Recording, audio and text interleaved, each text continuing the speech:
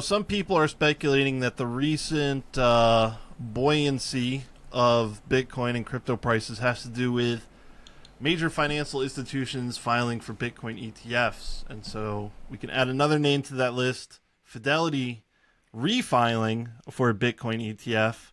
Now with the included paperwork that I believe the SEC claimed previously on previous filings that because we didn't have this, you cannot have an ETF. Also, BlackRock a few weeks ago filed similarly for a spot Bitcoin ETF and also included that same information. Wisdom Tree, Invesco, and other companies that I don't think I've heard of are doing the same. Basically, what happened was the last Bitcoin trusts, etc., that were filed, the SEC said, "Hey, there's no, we have no way to price this thing," which is a dumb thing to say. But I think what they meant was there's no like legal accepted way to price this thing, and the markets are too segregated. Coinbase, Kraken, Binance, whatever. That app that people meet up and trade Bitcoin. What is that app called? I think it's illegal to use it, basically. It makes you a money transmitter if you use it. Do you know what I'm talking about? I don't know. Which one is it? There used to be some app people would use to trade Bitcoin in real life with people. Well, anyway. So because of all that stuff, there's no what they call a surveillance sharing agreement, which would basically have all these different entities connect with each other to properly price Bitcoin. But now BlackRock and Fidelity are saying, hey, we've got it covered, okay? We've got agreements from different trading platforms that we're not going to name right now, but we're BlackRock, we're Fidelity, and we're,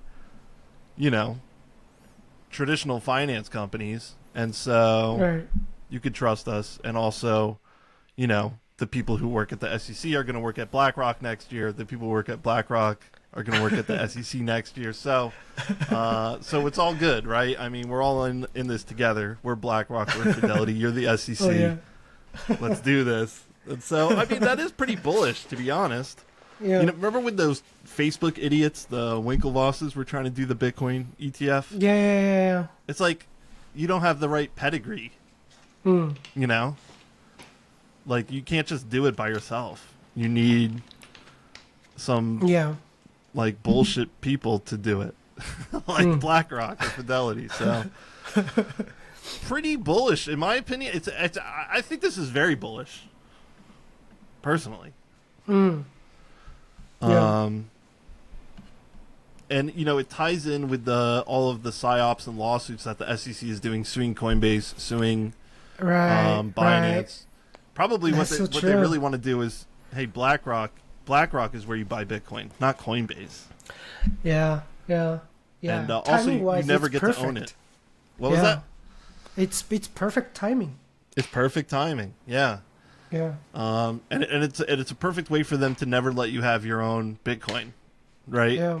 You'll just own these shares in a trust, and that's the only legal way to own Bitcoin. Oh, wow. Thereby, like, completely removing all freedom involved with Bitcoin while keeping the speculation part. So,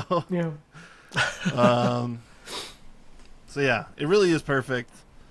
But at the same time, I do think it's bullish for the price of Bitcoin. Whether or not you'll be able to ever own Bitcoin again on your own ledger or whatever, that's another question.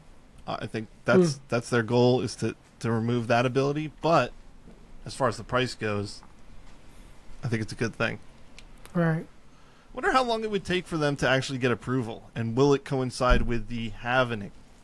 Another thing to consider.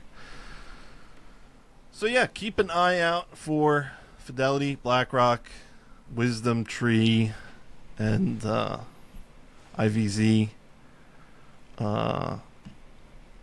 And so let's see if any of these people get a approval.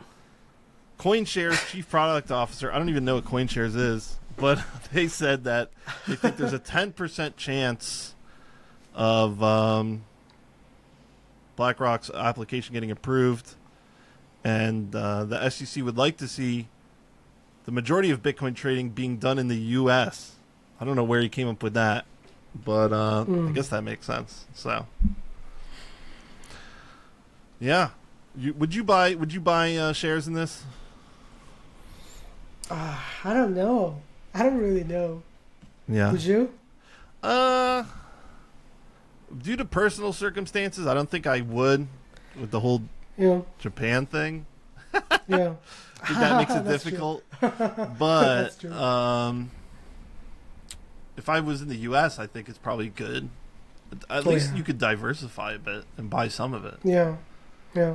So, Like, which Japanese company would do the same? like, SBI, DMM, hopefully not SBI. right? Hopefully, Oh, they might start doing SMBC. like Ripple ETF. something like that. Yeah. Yeah. What's that? And then the SBI would do like Ripple ETF. Yeah. Yeah. Because like they're bullish on Ripple all the time. Oh yeah, great. Oh yeah. I love a Ripple ETF. Oh yeah.